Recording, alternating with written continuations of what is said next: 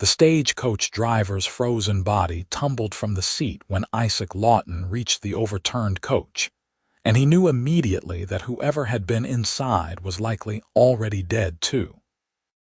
Snow had been falling for 3 days straight in Montana City, Montana, burying everything under drifts that reached the porch railings, and this January storm of 1884 showed no signs of stopping. Isaac had only ventured out because his cattle needed checking, but the overturned stagecoach half buried in white changed everything. He tied his horse to what remained of the coach's wheel and wrenched open the passenger door, which faced skyward like a trapdoor to hell.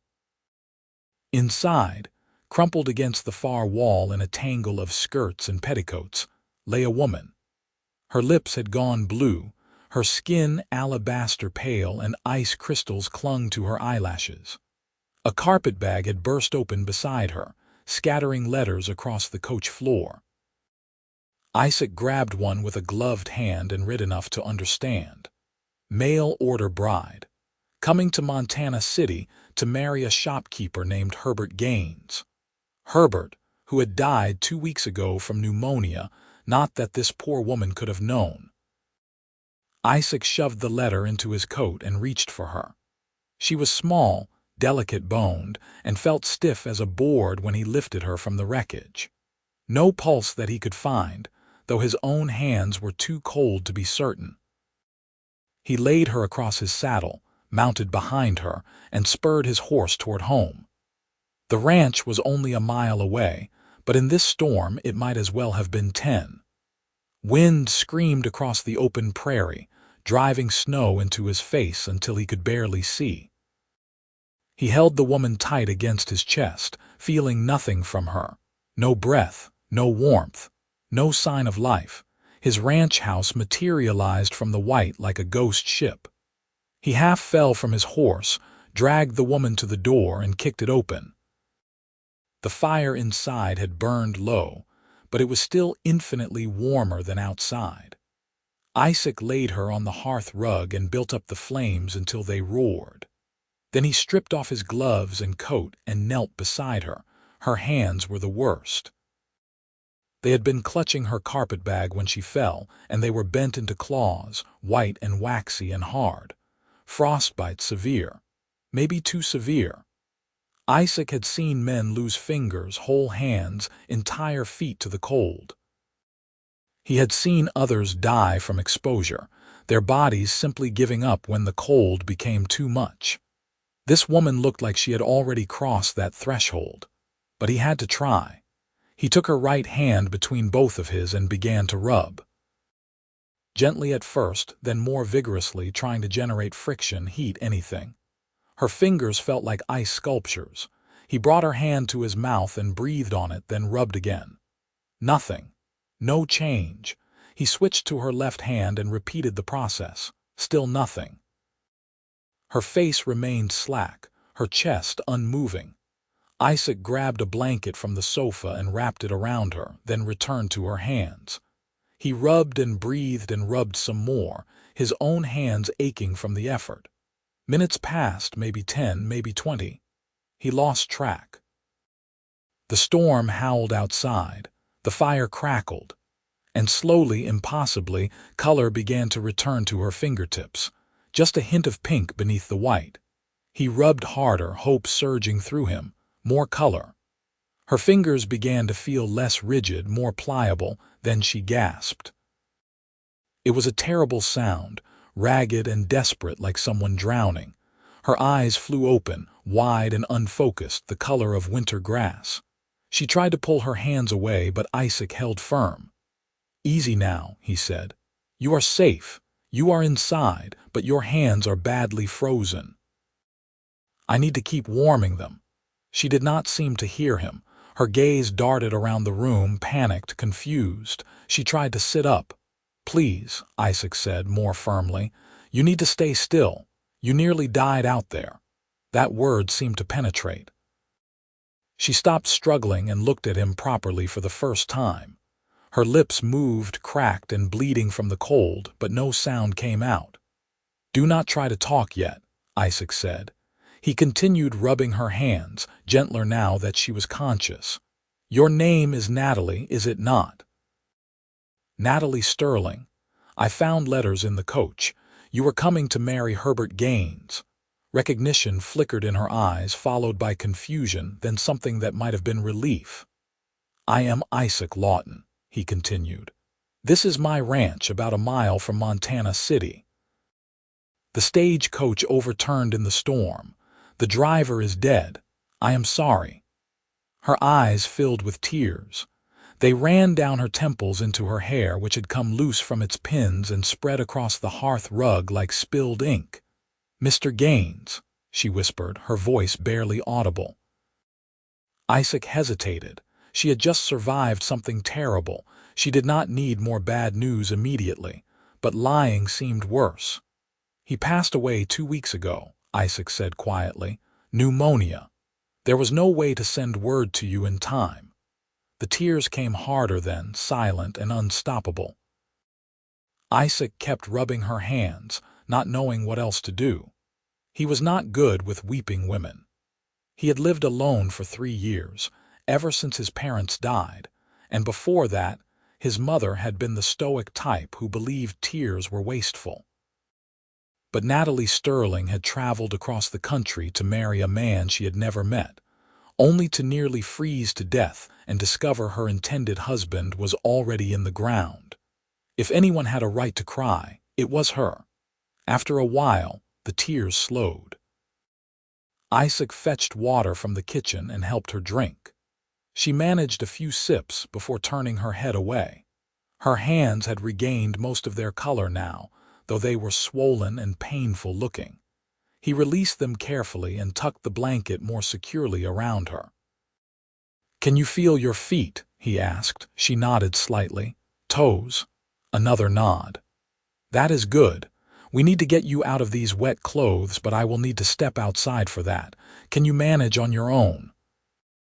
She looked at him with those grass-green eyes, and he saw intelligence there beneath the shock and grief. She was taking his measure, trying to decide if she could trust him. Finally, she nodded again. Isaac stood and went to his bedroom, returning with an armful of clothes. His old flannels, woolen socks, a thick sweater. These will be too large, but they are dry and warm. Change into them and leave your wet things by the fire. I will be right outside the door if you need help. He stepped out onto the porch, pulling the door closed behind him. The wind immediately tried to tear it from his grip. Snow stung his face. He could barely see 3 feet in front of him. His horse stood where he had left it, head down, ice forming on its mane. Isaac led it to the barn, unsaddled it, rubbed it down, and gave it feed. By the time he finished, his hands were numb again despite his gloves. When he returned to the house, Natalie was sitting up on the hearth, swimming in his flannel shirt and woolen pants.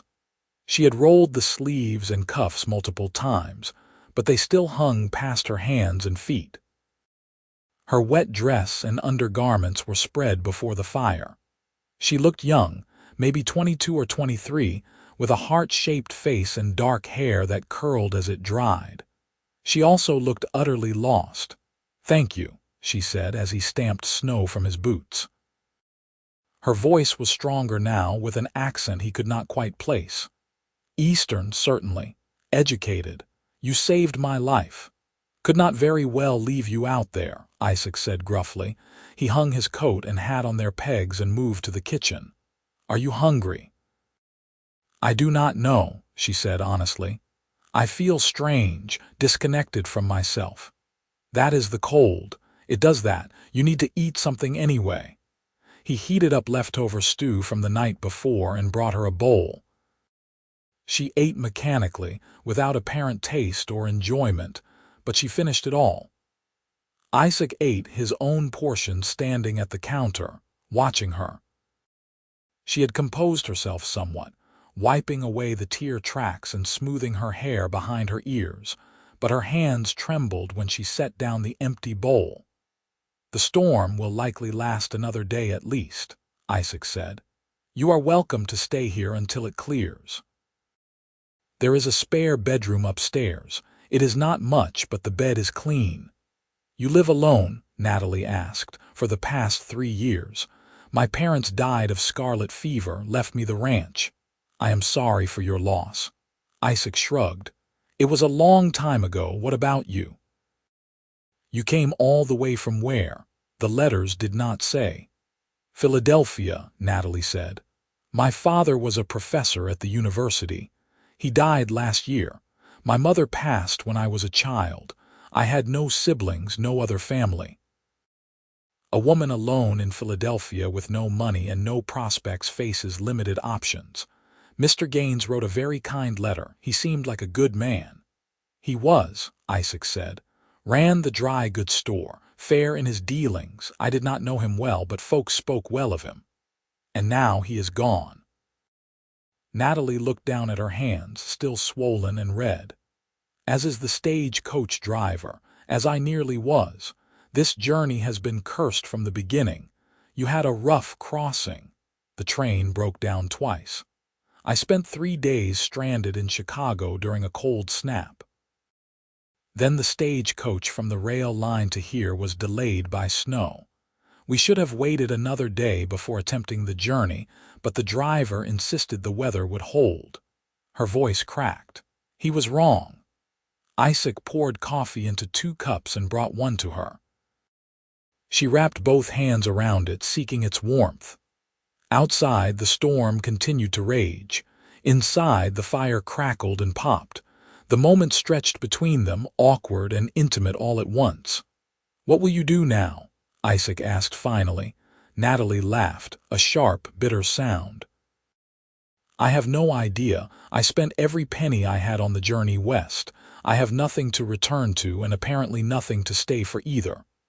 Perhaps I should have frozen in that coach after all. Do not say that. Why not? It is the truth. I am destitute, a burden. I have no skills suited to frontier life. I cannot cook very well. I know nothing of ranching or farming. I have no money to open a business even if I had business sense, which I do not. The only thing I can do is read Latin and Greek, which I assure you is entirely useless in Montana territory. Despite everything, Isaac almost smiled. Probably right about that. Natalie set down her coffee cup and pulled the blanket tighter around her shoulders. I apologize. You saved my life and I am sitting here complaining. That is ungrateful. You are allowed to complain. You have had a hell of a day, still. You have shown me nothing but kindness. You could have left me in that coach. No, Isaac said quietly. I could not have. Their eyes met across the room and something passed between them.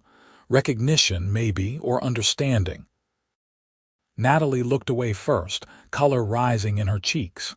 I should sleep, she said. I feel as though I could sleep for a week. Isaac showed her to the spare room upstairs. It had been his mother's sewing room once, then a storage space, but he had put a bed in it last year when a traveling preacher needed a place to stay during a summer storm. The room was cold now, the fire's warmth not reaching this far, so Isaac brought up extra blankets and built a small fire in the room's hearth. Will you be warm enough? He asked. Yes, Natalie said. Thank you for everything. Isaac nodded and left, pulling the door closed behind him. He returned downstairs and banked the main fire for the night, then stood at the window looking out at the storm. He could see nothing but white and darkness. Somewhere out there, the stagecoach driver lay frozen in the snow. In town, Herbert Gaines rested in the cemetery, unaware that his intended bride had nearly joined him. And here in Isaac's house, Natalie Sterling slept in clothes too large for her, with no money, no prospects, and nowhere to go. Isaac had no idea what to do about any of it. He only knew that, when he had seen her crumpled in that coach, something in his chest had clenched tight. And when she had opened her eyes and looked at him, that same something had loosened just enough to let him breathe again. He had been alone for 3 years, and he had thought himself content with solitude. Now he was not so sure. He went to bed but did not sleep well. He kept thinking he heard her moving around upstairs, though when he listened carefully, there was nothing but the storm. Several times he almost got up to check on her, to make sure she was still breathing, still warm, still alive. But that seemed like an invasion of privacy, so he stayed in his own bed and stared at the ceiling until gray dawn filtered through the window. The storm had not abated. If anything, it had worsened overnight. Snow pressed against the windows like something alive trying to get in. Isaac dressed and went downstairs to restart the fire. By the time Natalie emerged from the spare room, he had coffee brewed and bacon frying. She looked better this morning. The color had returned fully to her face and her eyes were clearer. She had braided her hair and rolled up his flannel sleeves more neatly. She moved stiffly, though, and he could see the pain in her expression when she flexed her fingers. "How are your hands?" he asked. "They hurt," she admitted. "Quite badly, actually, but I can move all my fingers, so I suppose that is good. Better than the alternative." Isaac poured her coffee and gestured to the table. "Sit. Breakfast will be ready soon." They ate in silence at first, the awkwardness of the morning thick between them. But gradually, conversation began to flow. Natalie asked about the ranch, about Montana City, about life in the territory. Isaac found himself talking more than he had in months, maybe years. She was easy to talk to, with a quick mind and genuine curiosity. She laughed at his description of the town's eccentric blacksmith, and her eyes grew wide when he told her about the grizzly bear that had wandered through last summer. "Is it very dangerous here?" she asked. "Can be," Isaac said honestly. "Bears, wolves, mountain lions, harsh winters, summer droughts, cattle thieves, but it is also beautiful in a way the East is not. Vast, open, you can see for miles in every direction, makes a person feel small and significant all at once." "I would like to see that," Natalie said softly. "Once the storm clears, you will." After breakfast, Natalie insisted on helping clean up despite her sore hands.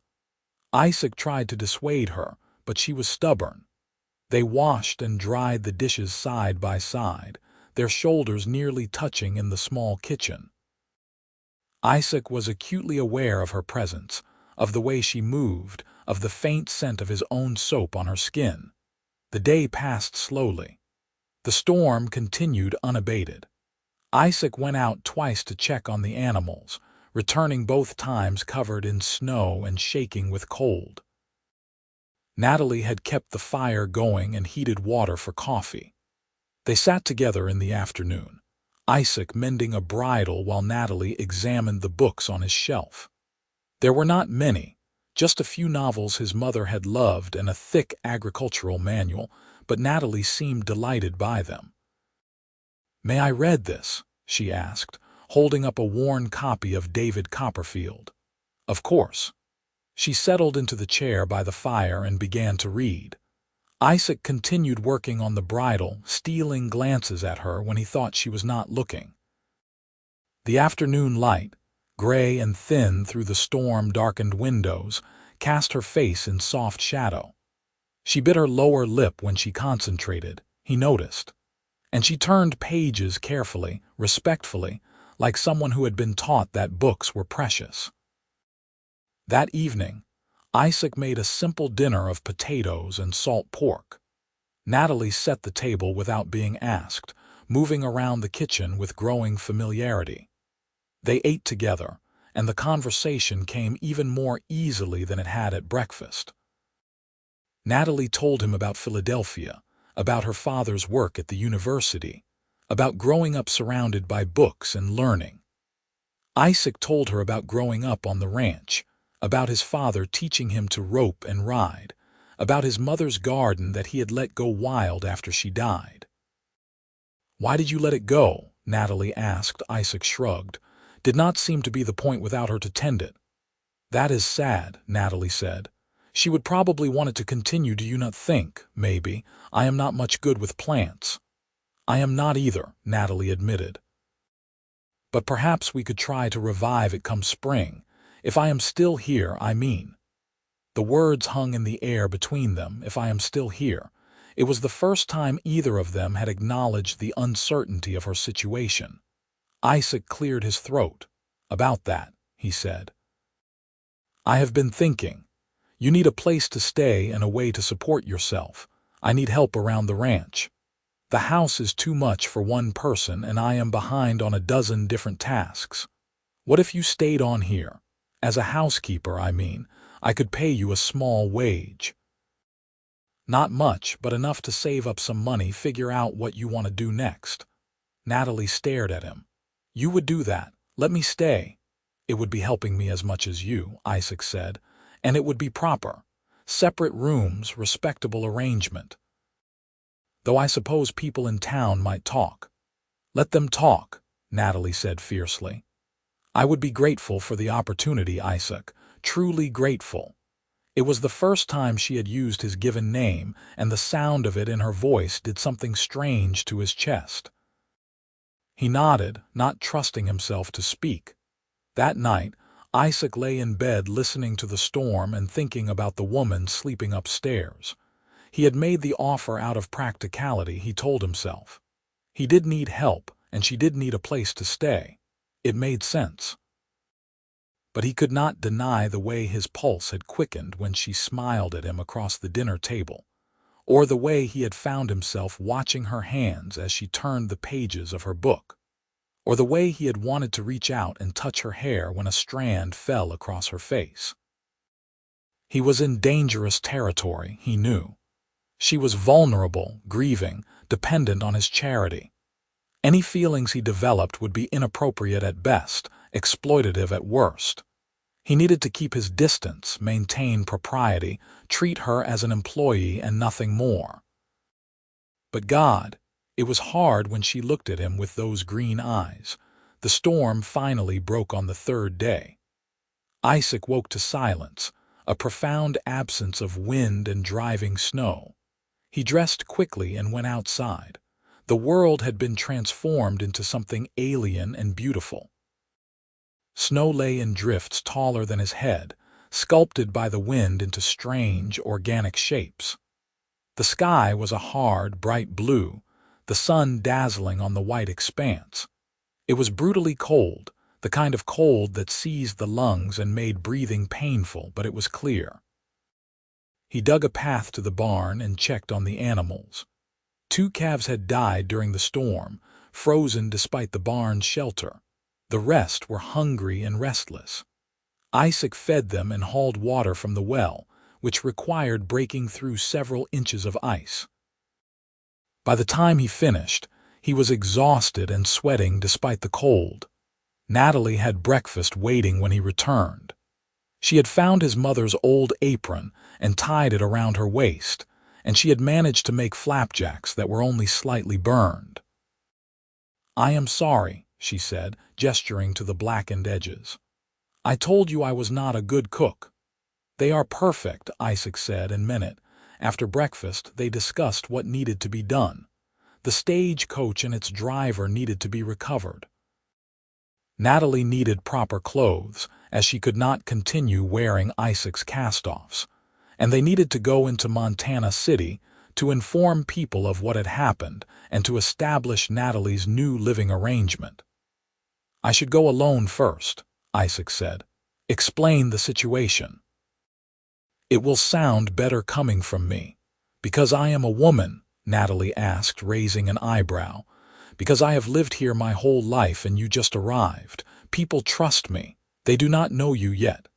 Natalie considered this, then nodded. "Very well. But I want to go with you tomorrow if the weather holds. I will not hide up here like something shameful." "Fair enough." Isaac saddled his horse and rode into Montana City. The journey that normally took 20 minutes took over an hour, as the horse had to struggle through deep snow. The town, when he reached it, was half buried. Smoke rose from chimneys, and people were out shoveling paths between buildings, but everything moved slowly, carefully, as if the town itself were recovering from the storm's assault. Isaac stopped first at the sheriff's office. Tom Brennan, the sheriff, was a grizzled man in his 50s who had been keeping the peace in Montana City for nearly 2 decades. He listened without interruption as Isaac explained about the overturned stagecoach, the dead driver, and the mail-order bride who had survived. "Hell of a thing," Tom said when Isaac finished. "Driver's name was Pete Sutton. Good man. Careful driver usually. Storm must have spooked the horses." "Likely," Isaac agreed. "The coach is about a mile from my place off the main road. We will need to retrieve it and Pete's body once the snow settles more. I will get some men together tomorrow." Tom leaned back in his chair, studying Isaac. "So this woman, this Natalie Sterling, she is staying with you as my housekeeper. It is a proper arrangement, Tom. Separate rooms. I need the help and she needs a place to stay." "I am not judging," Tom said, holding up his hands. "Just want to make sure I understand the situation. Herbert's death was hard luck for her, coming all this way for nothing." "Not for nothing," Isaac said. "She has a place now." Tom's eyebrows rose slightly, but he said nothing more about it. They discussed the logistics of recovering the stagecoach, and then Isaac left. He stopped next at the general store, which was run by a widow named Mrs. Patterson. She was a thin, sharp-eyed woman who knew everything that happened in Montana City and had opinions about all of it. "A housekeeper," she said when Isaac explained why he needed to purchase women's clothing. "That is very progressive of you, Isaac Lawton." "It is practical," Isaac said firmly. "Do you have dresses that might fit?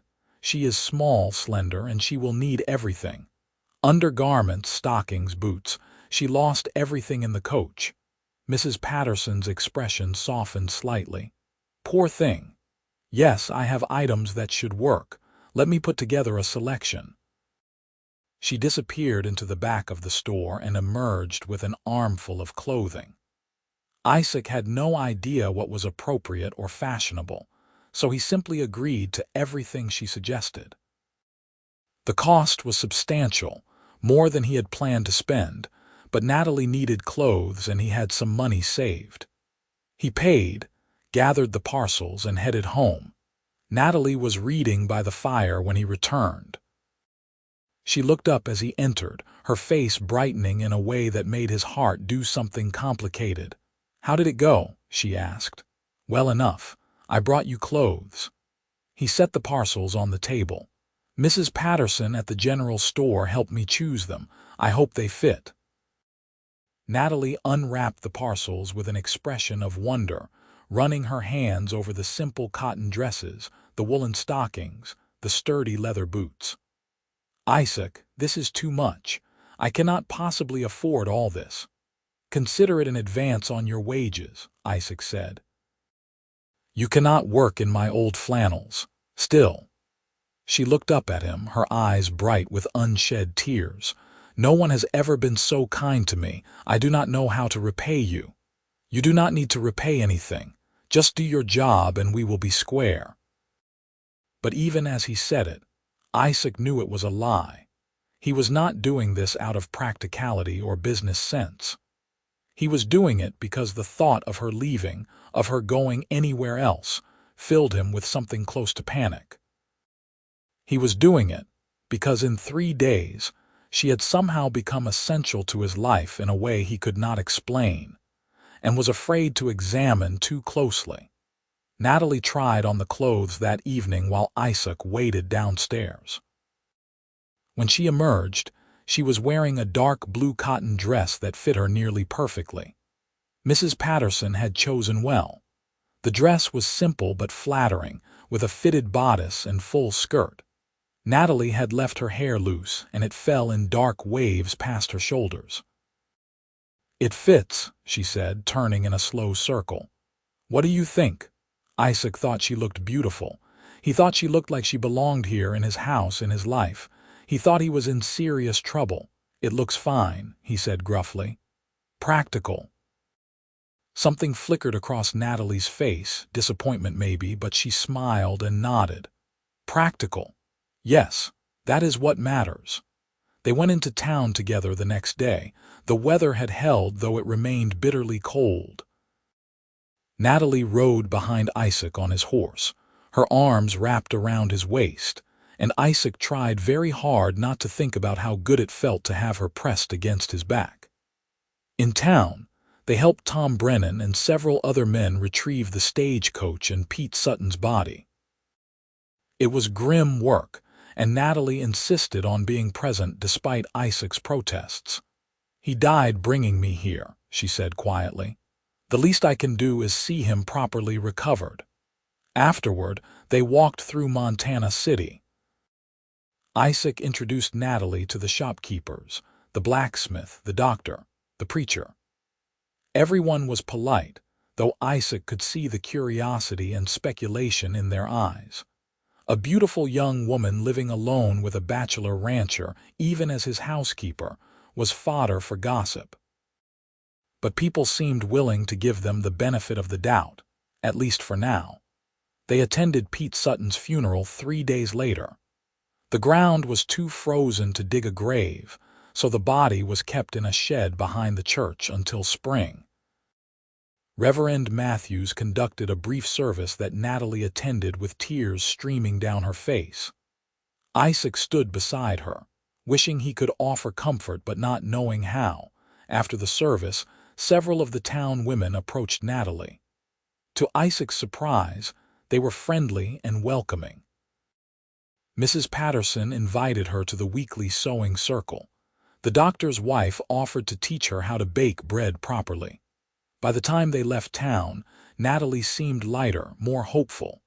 "They were kind," she said as they rode home. "I expected judgment, but they were genuinely kind." "Folks here take care of their own," Isaac said. "And you are one of us now." The words hung in the air between them, significant and weighted. Natalie's arms tightened slightly around his waist, and Isaac allowed himself, just for a moment, to savor the feeling. Over the following weeks, a routine developed. Natalie proved to be a hard worker despite her initial protests that she had no useful skills. She learned quickly, tackling household tasks with determination even when they frustrated her. Her cooking improved from inedible to merely mediocre to actually quite good. She cleaned and organized the house until it gleamed. She even helped with some of the lighter ranch work, feeding chickens and collecting eggs and helping Isaac mend fences when the weather allowed. In the evenings, they would sit by the fire and talk. Natalie told Isaac about her childhood, about her father's lectures on classical philosophy, about her mother who she barely remembered but idealized nonetheless. Isaac told her about his parents, about learning to rope from his father, about his mother's superstitions and her herb garden and the way she would hum while she worked. They talked about books and weather and town gossip and everything and nothing. Isaac found himself living for those evenings. The work of the ranch, which had always been enough to fill his days and give him purpose, now felt like something to get through so he could return to the house and Natalie's presence. He watched her hands as she sewed, marveling at how they had healed from their frostbitten state.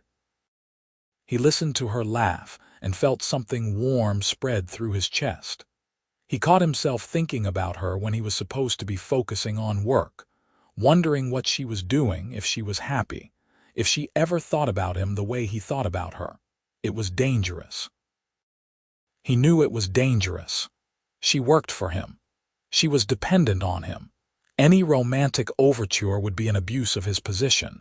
But God help him, he was falling in love with her. The realization came to him one evening in late February. They were sitting by the fire, and Natalie was reading aloud from David Copperfield. Her voice was soft and melodic, and Isaac was only half listening to the words, more focused on watching her face, the way her expressions shifted with the story. And suddenly he knew with absolute certainty that he loved her, that he had been falling in love with her since the moment she opened her eyes in his house and looked at him like he was her savior, that he would do anything, sacrifice anything to keep her safe and happy. Isaac. Natalie had stopped reading and was looking at him with concern. "Are you all right? You have a strange expression." "I am fine," Isaac managed. "Just tired." But he was not fine. He was in love with a woman who saw him as her employer and benefactor. A woman who had come west to marry another man and ended up trapped in Montana City by circumstance. A woman who deserved better than a rough rancher who smelled of cattle and manure and could barely string together an eloquent sentence. Isaac began to pull back after that, putting distance between them even though it hurt. He spent longer hours working outside. He kept conversation brief and focused on practical matters. He stopped sitting with her in the evenings, retreating to his room instead with excuses about needing rest. He saw the confusion and hurt in Natalie's eyes, but he did not know what else to do. If he stayed close to her, he would eventually confess his feelings, and then everything would be ruined.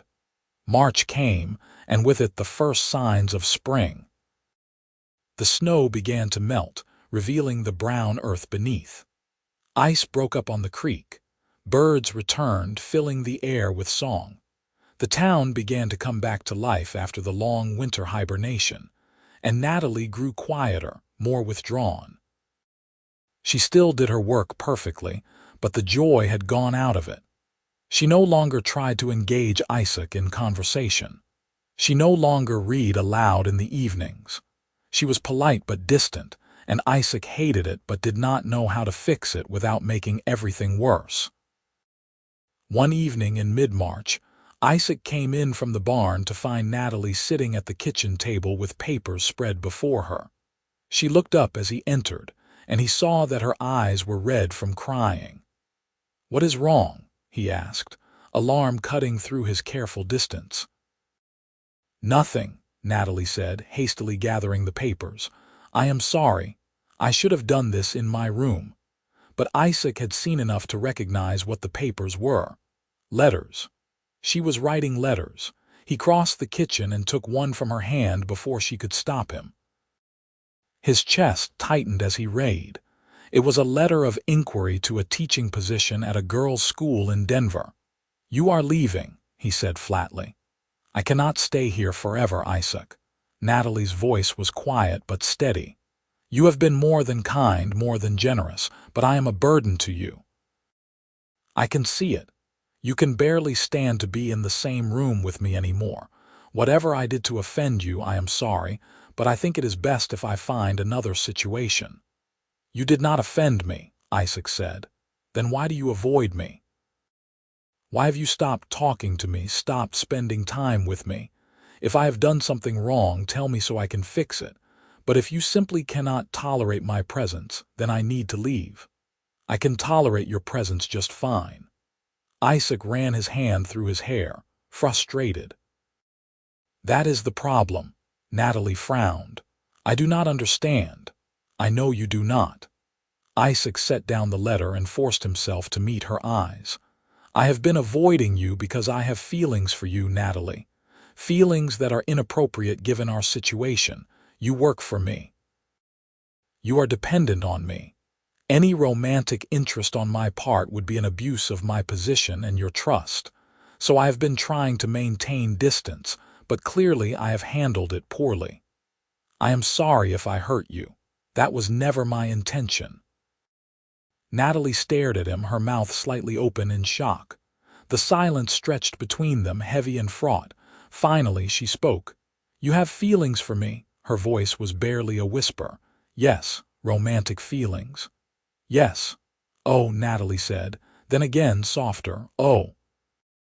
Isaac waited, his heart pounding so hard he thought it might break through his ribs. Natalie stood slowly, never breaking eye contact. She crossed the distance between them until she was standing directly in front of him, close enough that he could see the flecks of gold in her green eyes. "Isaac Lawton," she said, her voice shaking slightly. "You are possibly the most foolish man I have ever met." "I know," Isaac said miserably. I should never have said anything. I will help you find a position in Denver if that is what you want. I will give you a good reference, money for travel. Whatever you need. That is not what I want, Natalie said. What I want is for you to stop being noble and self-sacrificing for one moment and listen to me. I have feelings for you too. I have had them for weeks. Why do you think I have been so miserable since you started avoiding me? I thought you had grown tired of me, that you regretted allowing me to stay. I thought I had done something to disgust you. Isaac could barely process her words. You have feelings for me. Yes, you infuriating man. Natalie laughed, and it was a beautiful sound after weeks of silence. I love you. I have loved you since you saved my life, since you rubbed warmth back into my frozen hands, since you took me in and gave me hope when I had none. I love you. Natalie, Isaac breathed her name like a prayer. He reached out and cupped her face in his hands, rough and calloused against her soft skin. Are you certain? Because once we cross this line, there is no going back. I will not be able to let you go. Then do not let me go, Natalie said. Keep me here, love me, let me love you. Isaac kissed her then, finally giving in to the desire he had been fighting for months. Natalie's arms came up around his neck, and she kissed him back with equal fervor. It was not practiced or graceful, but it was real and true, and everything Isaac had been dreaming about. When they finally broke apart, both breathing hard, Natalie was smiling wider than he had ever seen. We should get married, Isaac said abruptly. I mean, if you want to. I know it is fast, but we have been living together already, and people are going to talk regardless, and I love you and you love me, so why wait? Are you proposing to me? Natalie asked, amusement dancing in her eyes. I suppose I am. Badly, apparently. It is perfect, Natalie said. And yes. Yes, I will marry you. They stood in the kitchen holding each other as the sun set outside, painting the sky in shades of gold and pink. Isaac could not remember the last time he had felt this happy, this complete. Natalie fit against him perfectly, like she had been made to stand in his arms. He thought about the snowstorm, about finding her nearly dead in that overturned coach, about the twist of fate that had brought her into his life. If Herbert Gaines had lived, she would be married to him now, living in town, probably content but not like this. If the storm had been less severe, if the coach had not overturned, if Isaac had not gone out that day to check his cattle, everything would be different. What are you thinking about? Natalie asked, her voice muffled against his chest. Luck, Isaac said, and fate. And how I almost lost you before I ever had you. You have me now, Natalie said, for as long as you want me. Forever then. Forever sounds perfect. They were married 3 weeks later in the small church in Montana City. Reverend Matthews performed the ceremony, and half the town attended. Natalie wore a dress that Mrs. Patterson helped her sew, simple white cotton with delicate embroidery on the bodice. Isaac wore his best suit, which he had last worn to his father's funeral and which now smelled of mothballs. But when Natalie walked down the aisle and took his hand, Isaac forgot about mothballs and ill-fitting suits and everything else except her. They spoke their vows clearly and firmly, promising to love and honor each other for as long as they lived. When Reverend Matthews told Isaac he could kiss his bride, Isaac did so with enthusiasm, earning chuckles from the congregation. Afterward, there was a simple reception at the town hall with food that the women of Montana City had prepared. People congratulated them and offered advice, some useful, most not. Mrs. Patterson cried and said she had known it would end this way from the moment Isaac came into her store buying women's clothing. It was obvious you were smitten, she said, dabbing at her eyes with a handkerchief. Isaac and Natalie rode back to the ranch that evening as husband and wife. The spring air was warm, and the prairie stretched out around them, vast and beautiful in the fading light. Natalie sat in front of Isaac on his horse, leaning back against his chest, and Isaac had never felt more at peace. Their wedding night was gentle and sweet, full of nervous laughter and whispered confessions. Isaac was careful with her, mindful of her innocence, and Natalie was brave and trusting in a way that humbled him. Afterward, they lay tangled together in Isaac's bed, now their bed, and talked until the stars filled the sky outside the window. "Are you happy?" Isaac asked, running his fingers through her hair. "Happier than I have ever been," Natalie said. "Are you?" "Yes." Isaac kissed the top of her head. "I keep thinking about that first day when I found you in the coach. I thought you were dead. Your hands were so cold, like ice. I did not think I could save you, but you did." "I rubbed life back into your hands," Isaac said quietly, "but you rubbed life back into my heart. I did not even realize how dead inside I had become until you arrived. Living alone, working alone, existing but not really living. You changed everything." "You changed everything for me too," Natalie said. "I came west expecting to marry a stranger and make the best of it. Instead, I found you. I found home." They fell asleep wrapped around each other, and Isaac dreamed of a future filled with mornings like this, with Natalie beside him and the prairie stretching endlessly beyond their window. Life settled into a new rhythm after the wedding. Natalie was no longer an employee but a partner, and she threw herself into improving the ranch with the same determination she had brought to learning household tasks. She helped Isaac with the books, organizing the accounts, and discovering that he had been undercharging for his cattle. She planted a new garden where his mother's had been, growing vegetables and herbs and even flowers. She learned to ride so she could accompany Isaac when he checked the herd, and though she was not a natural horsewoman, she was competent enough. In town, people accepted them as a married couple without reservation. Natalie joined the sewing circle and became friends with several of the women. She started a small lending library in her home, allowing people to borrow the books she had slowly been acquiring. The town children adored her, and she would sometimes teach informal lessons in reading and arithmetic to those who wanted to learn. Isaac watched his wife flourish and fell more in love with her every day. She was smart and capable and kind, and she made their house a home in a way it had not been since his mother died. She sang while she worked, filling the rooms with music. She rearranged furniture to make better use of space. She hung curtains and put vases of wildflowers on the tables. Small changes, but they transformed everything. Summer came, hot and dry. Isaac and Natalie worked side by side through long days, repairing fences and tending cattle and harvesting the garden. In the evenings, they would sit on the porch and watch the sun set, Natalie's hand in Isaac's, talking about their day or sitting in comfortable silence.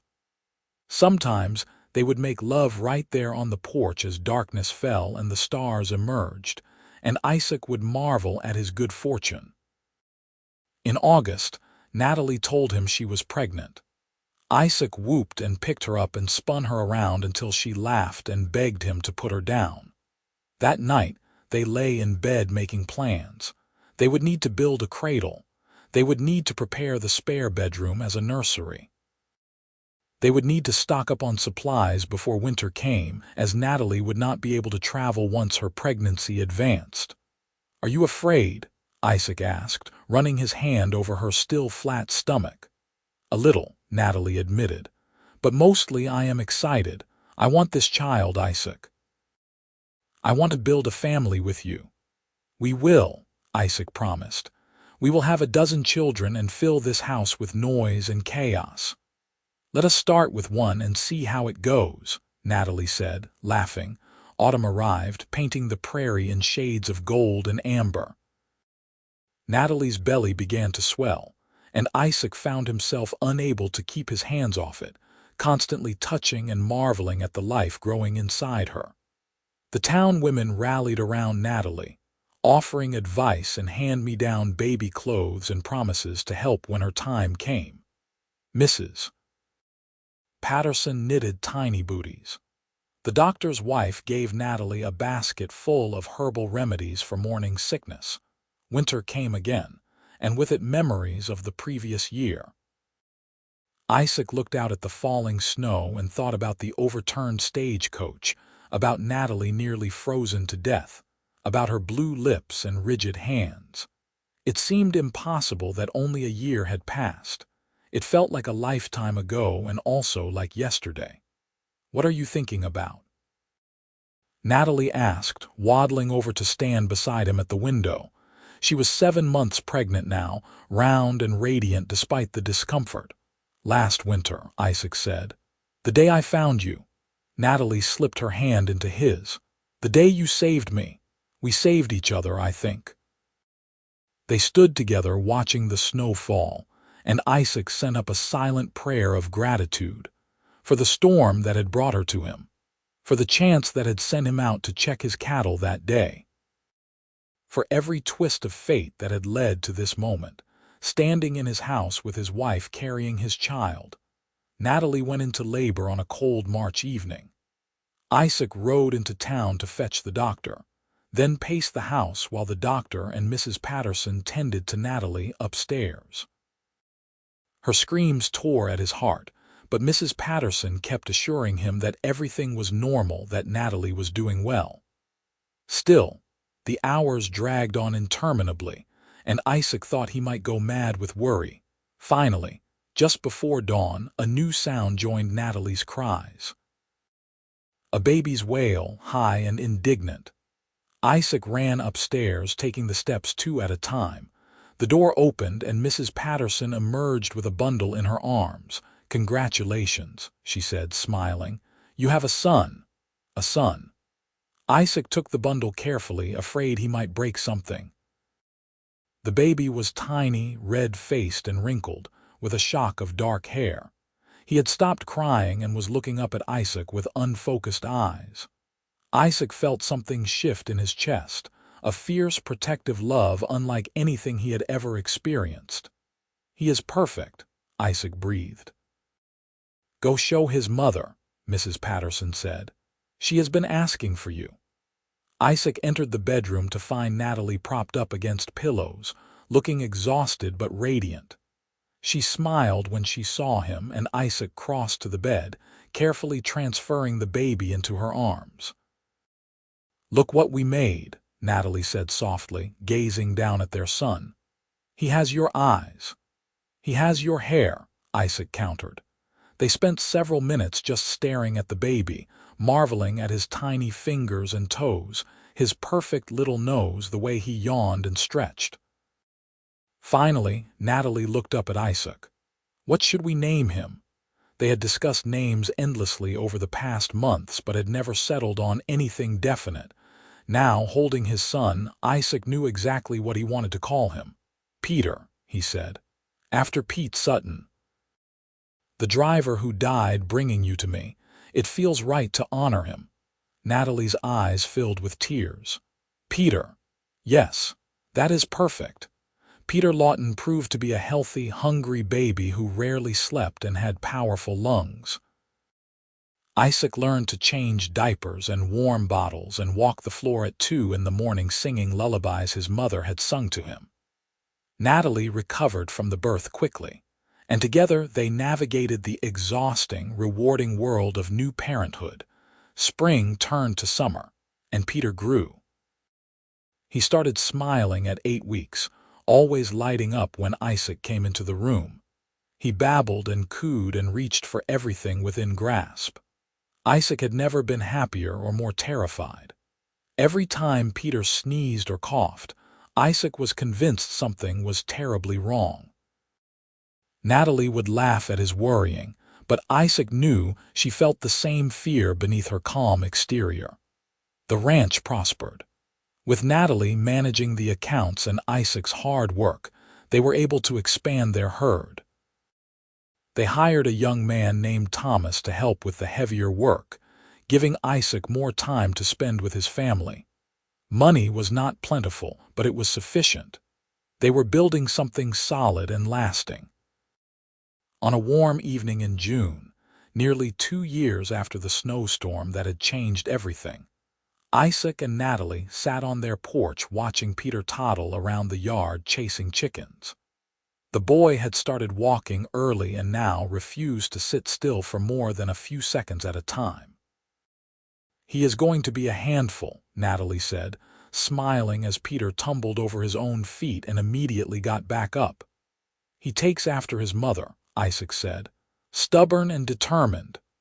"I was thinking," Natalie said, leaning her head on Isaac's shoulder. "What would you say to giving Peter a little brother or sister?"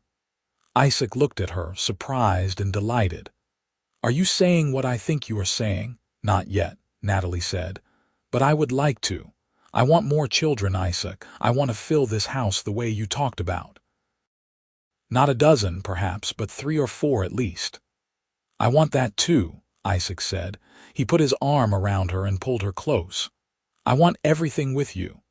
They sat together as the sun set, turning the prairie sky brilliant shades of orange and pink and purple. Peter abandoned the chickens and came running to the porch, demanding to be picked up. Isaac lifted him easily, settling the boy on his lap. Peter immediately grabbed Isaac's hat and put it on his own head, where it fell over his eyes.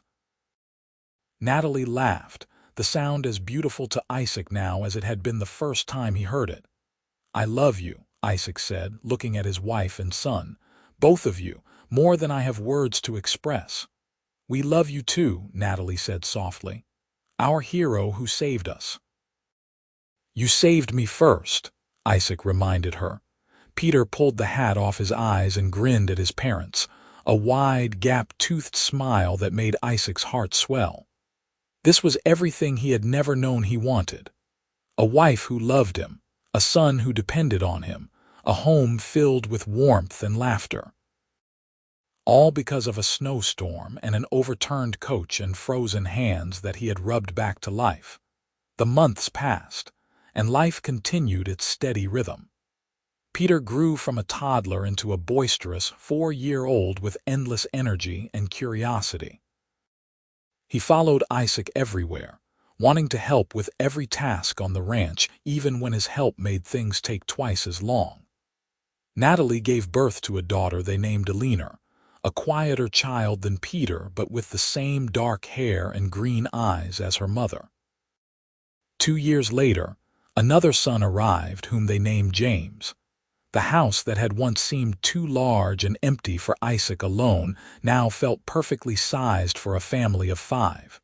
Children's laughter echoed through the rooms. Toys littered the floors. The walls bore scuff marks and crayon drawings. It was chaotic and messy and absolutely perfect.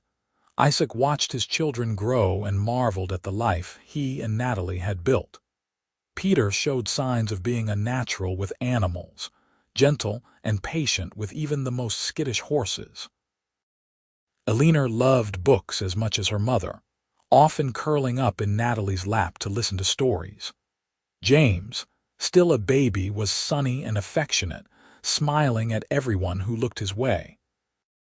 On their 10th wedding anniversary, Isaac took Natalie into town for dinner at the hotel restaurant, leaving the children with Mrs. Patterson.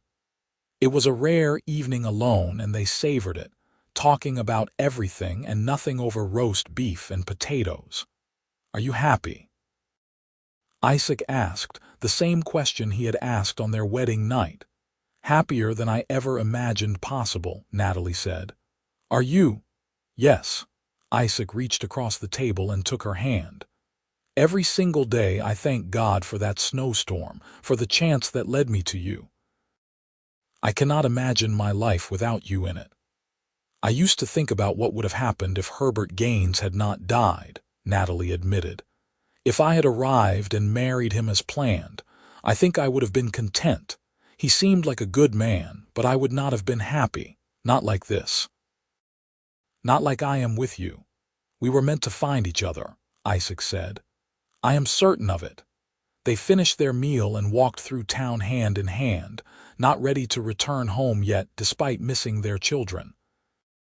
The spring evening was warm, and stars were beginning to appear in the darkening sky.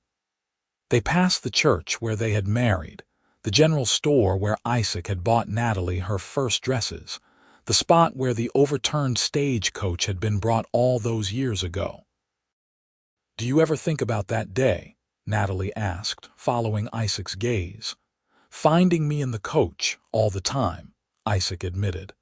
"I think about how close I came to losing you before I ever knew you. If I had waited even an hour longer to check the cattle, if I had gone in a different direction, if the storm had been just a little worse.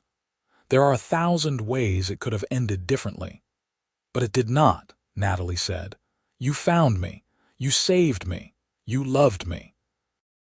And here we are, 10 years later, with 3 beautiful children and a life I could never have dreamed of back in Philadelphia. No regrets, not a single one." They returned home to find chaos. James had managed to get into the flour and had covered himself and half the kitchen in white powder. Alina was crying because Peter had hidden her favorite doll. Mrs. Patterson looked frazzled but amused. "Welcome home," she said dryly. "Marriage is glamorous, is it not?" Isaac and Natalie looked at the mess, looked at each other, and burst out laughing. This was their life. Messy, chaotic, unpredictable, and absolutely perfect. Years continued to pass. Peter grew into a young man of 18, tall and strong like his father, with his mother's quick mind. He was courting a girl from town, the blacksmith's daughter, and Isaac suspected an engagement announcement was coming soon. Alina was 16, beautiful and bookish, already talking about becoming a teacher like her mother had once hoped to be. James was 14, still finding his way but showing promise as a rancher. Isaac was 45 now, with gray threading through his dark hair and lines around his eyes from years of squinting into the sun. Natalie was 42, still beautiful to Isaac, with silver beginning to show in her black hair. They had lived through droughts and harsh winters, through cattle thieves and difficult births, through the everyday trials of raising children and running a ranch. Through it all, their love had only deepened. One winter evening, as snow fell softly outside, Isaac and Natalie sat by the fire much as they had 2 decades earlier. The children were in bed and the house was quiet. Natalie was reading and Isaac was supposedly working on the ranch books, but mostly he was watching his wife. "You are staring," Natalie said without looking up from her book. "I am appreciating," Isaac corrected. Natalie set down her book and smiled at him. "What are you appreciating?" "Everything," Isaac said. "This life we have built, this family. I keep thinking about that scared young woman I found in the overturned coach, half frozen and alone. Look at you now. Look at what you have become." "I could say the same about you," Natalie said. "You were so closed off when I first arrived. Living alone, existing but not really living, as you once said.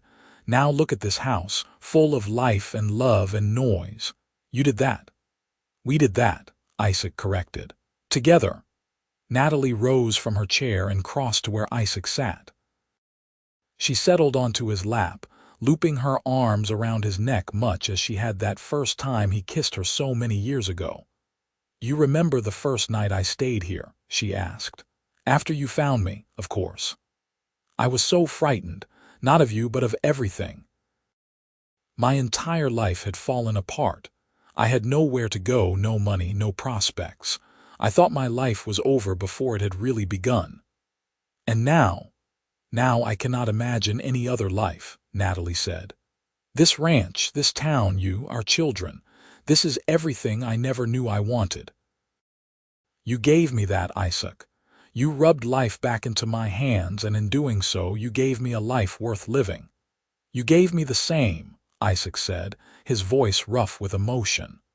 "I was dead inside before you arrived. I just did not know it."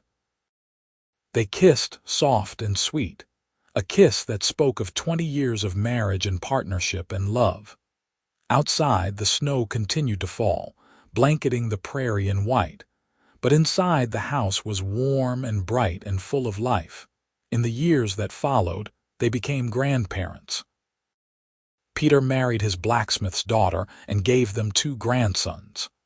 Alina married a teacher from Helena and moved there, visiting regularly with her growing family.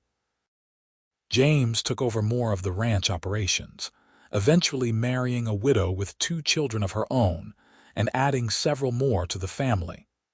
Isaac and Natalie grew old together, watching their family expand and flourish. They spent their days working side by side, though as they aged, they took on lighter tasks and let the younger generation handle the heavy labor. They spent their evenings on the porch in warm weather, by the fire when it was cold, talking and reading and simply being together. On a spring morning in 1914, 30 years after that fateful snowstorm, Isaac woke to find Natalie still asleep beside him. The sun was streaming through the window, and birds were singing outside. He lay quietly, watching his wife sleep, noting the lines on her face and the gray in her hair and thinking she had never been more beautiful. Natalie stirred and opened her eyes, smiling when she saw Isaac watching her. "Good morning." "Good morning," Isaac said. "I was just thinking." "About what?" "About how lucky I am. To have found you, to have loved you, to have built this life with you." "We are both lucky," Natalie said. She reached over and took his hand, lacing their fingers together. Her hands were warm and alive, the same hands he had rubbed life back into so many years ago.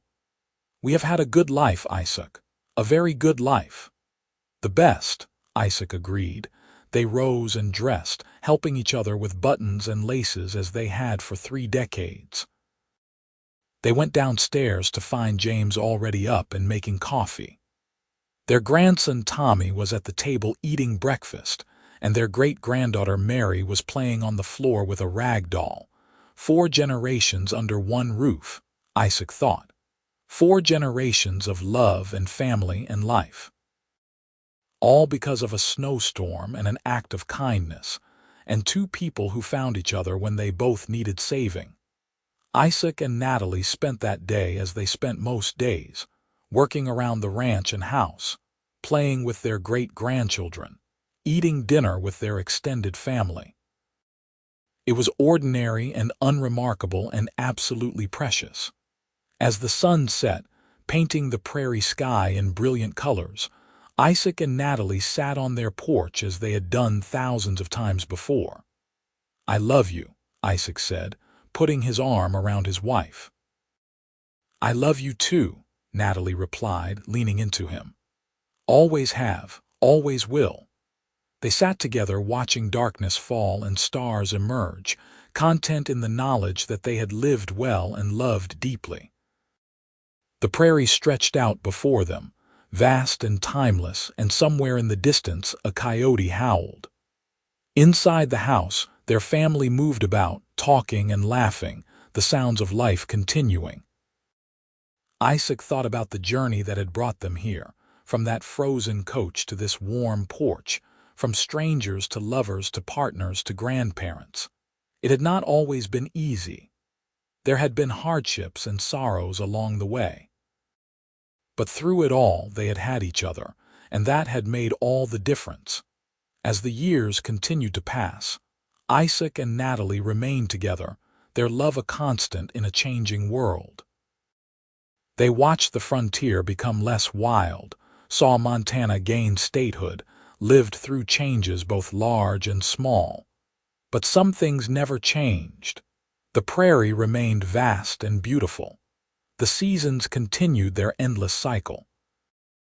And Isaac and Natalie loved each other with the same intensity they had felt that first winter when he saved her life, and she saved his heart. They died within months of each other. Isaac in his sleep at age 78, Natalie shortly after from a broken heart at 75. They were buried side by side in the Montana City Cemetery, their graves marked with simple stones that bore their names and the inscription, together always.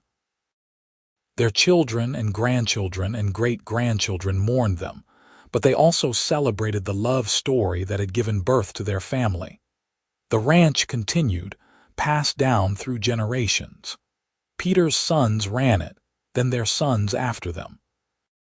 The house Isaac had built and Natalie had made a home remained standing, sheltering new families, new love stories, new generations.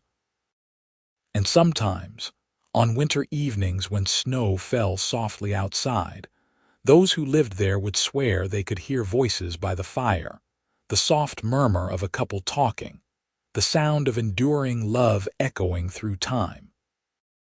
The story of the mail-order bride who arrived during a snowstorm near dead and the cowboy who rubbed life back into her hands became a family legend. It was told to children and grandchildren, embellished and romanticized with each retelling. But at its core, the story remained true. Two people, brought together by chance and fate, who found in each other not just love but salvation, who built a life and a family from nothing but determination and devotion, who proved that sometimes the worst moments of our lives lead us to the best parts of our story.